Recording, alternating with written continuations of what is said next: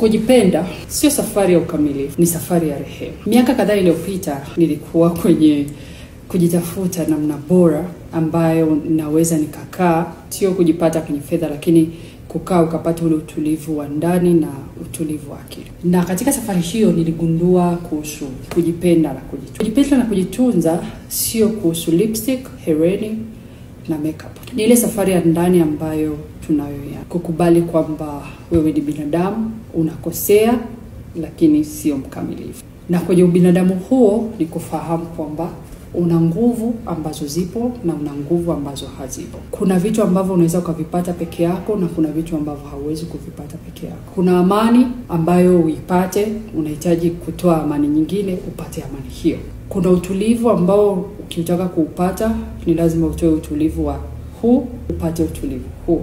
Lakini muhimu ni kujua kwamba uko peke yako na kila kitu ambacho unachokitaka unapaswa kujipa peke yako.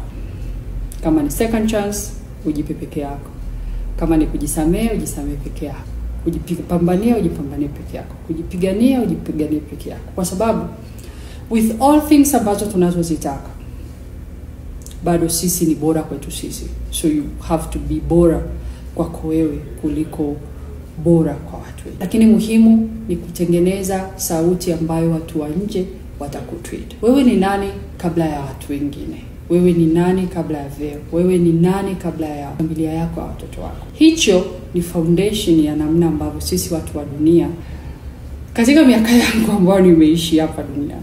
Ukiniambia kuhusu kujitunza, kujipenda, kwangu mimi nitakwambia ni kuhusu kujua kwamba wewe ni binadamu na kuchagua kuishi ndani ya ule binadamu bila kutamani kuwa superhero.